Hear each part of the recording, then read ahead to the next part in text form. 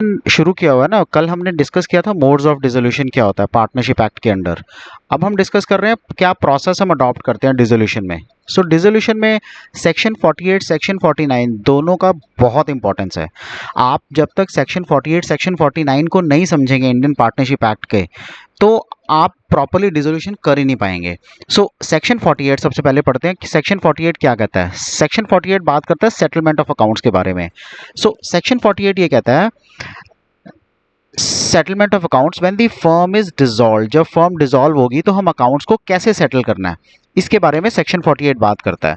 सो section 48 में सबसे पहले सेक्शन 48 ए, अगर लॉसेज होते हैं, आपकी फर्म को कोई भी लॉसेज होंगे including the deficiencies of capital, जो आपने पार्टनर्स को पे करनी है उसमें कुछ डेफिशिएंसी होती है, तो आप क्या करोगे, आप आउट ऑफ प्रॉफिट्स दोगे, फिर आउट ऑफ कैपिटल वो बियर करोगे, lastly by the partners individually in proportion of their profit sharing ratio. अब जिसको आपने पैसे देने हैं, जो आपकी देनदारी है, वो तो आपने पूरी करनी है।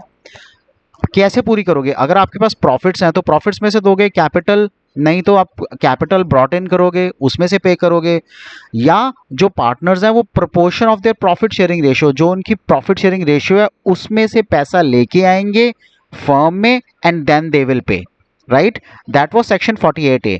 नाउ सेक्शन 48B क्या कहता है। सेक्शन 48B कहता है जो भी आपकी फर्म की एसेट्स हैं including the amount contributed by partners to make up the deficiencies of capital.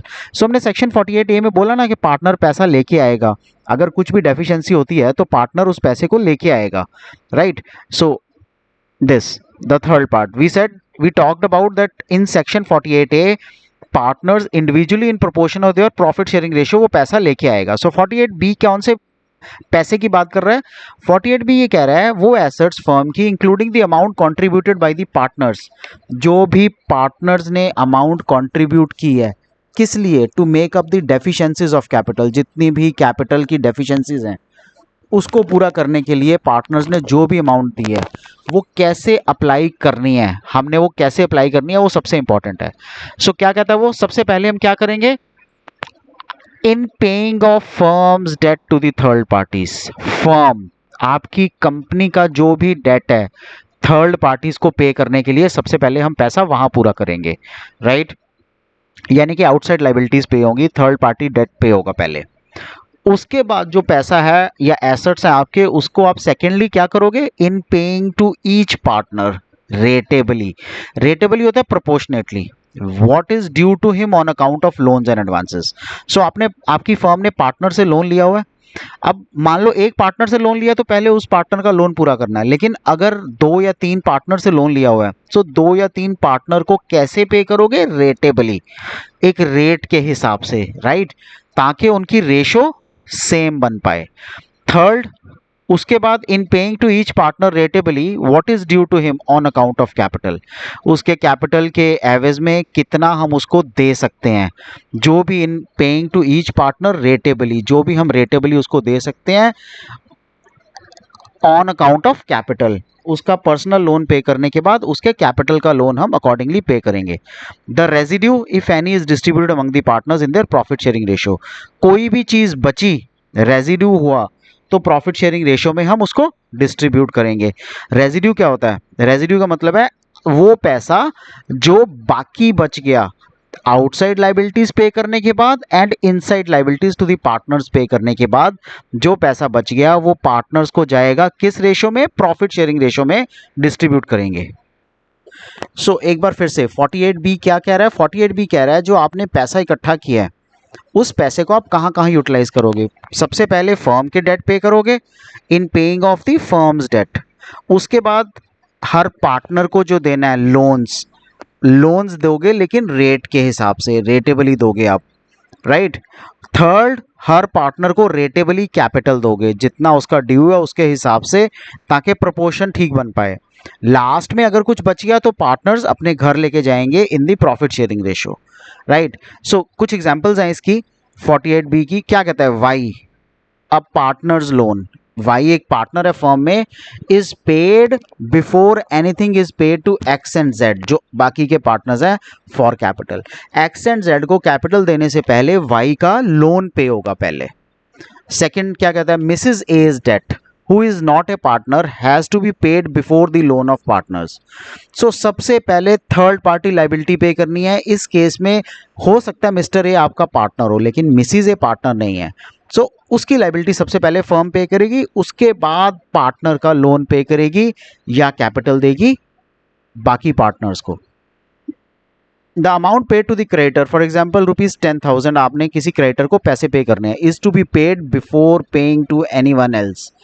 किसी को भी और को पे करने से पहले, before paying to anyone else. And the partners loan would be discharged, वो डिस्चार्ज करना पड़ेगा up to the amount of available cash of 2,000 only. So आपके पास मान लीजिए 12,000 रुपये हैं जिसमें क्रेडिटर को 10,000 रुपये देने ही देने हैं. जब आपने 10,000 रुपीज़ क्रेडिटर को दे दिए, सबसे पहले आपको थर्ड पार्टी लाइबिलिटी पे करनी है. So third party liability is creditor. जब आपने क्रेडिटर को 10,000 रुपीज़ दे दिए, उसके बाद आपके पास सिर्फ 2,000 रुपीज़ बचे, जबकि आपको 5,000 पे करना है. इररिस्पेक्टिव ऑफ जितना भी पे करना है, आपके पास सिर्फ 2,000 अवेलेबल कैश है. सो आप 2,000 रुपीज़ ही पे करोगे and balance amount would remain as unpaid. वो पैसा अनपेड रह जाएगा. This is 48B. अब एक इंपॉर्टेंट टॉपिक है payment of firm's debt and private debt, section 49. So हमने सेक्शन 48 पढ़ा. सेक्शन 48 में सेक्शन 48A एंड 48B दो पार्ट्स आते हैं, right. 48A which talks about losses and 48B जो एसेट से पैसा आता है. And then is section 49. Section 49 में क्या आता है? सेक्शन 49 में आता है कि वो डेट्स जो फर्म के हैं और जो प्राइवेट हैं उनका ट्रीटमेंट कैसे करना है. वो कह रहे हैं debts which the firm owe to the outsiders, जो फर्म ने पैसे देने हैं वो फर्म के डेट्स हैं. Debts which the partner owe in his personal capacity, so वो डेट जो पार्टनर ने अपनी पर्सनल प्राइवेट कैपेसिटी में देना है वो प्राइवेट डेट है. अब करते क्या है हम? The following provisions are applied in case of firm's debt and partner's private debts. So firm के डेट और पार्टनर के प्राइवेट डेट में ये प्रोविजंस अप्लाई होती हैं. फर्स्ट वो कह रहा है firm's property is applied first toward the payment of firm's date.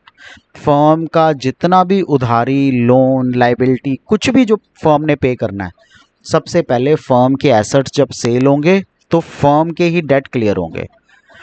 अगर उसमें से कुछ बच गया, if there is any surplus, that is applied towards the payment of partner's private debt. जो भी आपका पार्टनर है उसके प्राइवेट डेट के लिए पे किया जाएगा to the extent the partner concerned is entitled to share in the surplus. लेकिन कितना दिया जाएगा प्राइवेट पार्टनर को प्राइवेट डेट को पे करने के लिए?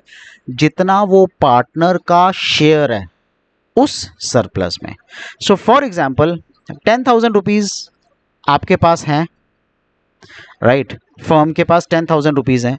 फर्म ने 6,000 का अपना डेट पे करना है. बैलेंस 4,000 रुपीज़ बच गया. These 4,000 are for the firm. अब अगर इस पार्टनर का शेयर मान लो 1/4 है, सो इस पार्टनर का प्राइवेट डेट सिर्फ 1,000 रुपये का ही कवर होगा, राइट.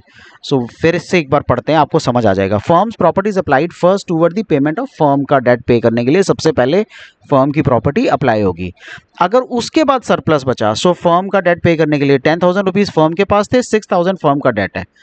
उसके बाद surplus which is 4,000 towards the payment of partner के प्राइवेट डेट. 4,000 रुपीज़ से पार्टनर का प्राइवेट डेट पे हो सकता है, लेकिन to the extent the partner is entitled to share in the surplus. So partner का शेयर कितना है इस 4,000 रुपये में? जो बैलेंस सरप्लस बचा है उसमें पार्टनर का शेयर 1,000 रुपये है. सो इसका मतलब सिर्फ 1,000 का डेट ही, 1,000 का डेट ही पे होगा and nothing else. Next is private property of each partner is applied first toward the payment of his private debt. जो भी प्राइवेट प्रॉपर्टी है किसी भी पार्टनर की, वो सबसे पहले अप्लाई होती है towards the payment of his private debt. सबसे पहले वो प्राइवेट डेट को पे करेंगे. सो फर्म की प्रॉपर्टी जो है वो सबसे पहले फर्म के डेट को पे करेगी. प्राइवेट प्रॉपर्टी जो है वो सबसे पहले प्राइवेट डेट को पे करेगी, उस पार्टनर के प्राइवेट डेट को पे करेगी. उसके बाद कुछ बचा, that is applied towards the payment of firm's debt. So सबसे पहले प्राइवेट डेट में से प्राइवेट जो प्राइवेट प्रॉपर्टी है उसमें से प्राइवेट डेट ही पे होगा, राइट. एक पार्टनर है जिसकी प्रॉपर्टी 8,000 रुपए की है, लेकिन उसका 4,000 का खुद का डेट है जो उसने लोगों के पैसे देने हैं। सो फर्म में हमने कहा है ना, पार्टनरशिप का एक इंपॉर्टेंट फीचर क्या है, अनलिमिटेड लाइबिलिटी। अनलिमिटेड लाइबिलिटी क्या कहता है, यानी कि अगर आपकी फर्म के पास पैसा नहीं है तो क्या होगा, आपकी फर्म के पास अगर पैसा नहीं है तो आपकी फर्म के जो पार्टनर्स हैं वो अपनी पर्सनल प्रॉपर्टी सेल करेंगे और फर्म की लाइबिलिटीज कंप्लीट करेंगे। This is unlimited liability feature. लेकिन इस केस में वो क्या कहता है, होगा तो जरूर, पार्टनर्स अपनी पर्सनल प्रॉपर्टी सेल तो जरूर करेंगे। तो प्राइवेट प्रॉपर्टी सेल करने के बाद सबसे पहले वो अपने प्राइवेट डेट्स को पे ऑफ करेंगे, राइट, जो उन्होंने पैसा देना है privately against his private debt, सबसे पहले उसको पूरा करेंगे। जब वो प्राइवेट डेट पे हो गया उसके बाद कुछ सरप्लस बचा तो फर्म के डेट में वो पे होगा, अदरवाइज वो फर्म के डेट तक नहीं जाएगा, right. So section 48 talked about firm के बारे में and section 49 talked about personal debt पहले, राइट।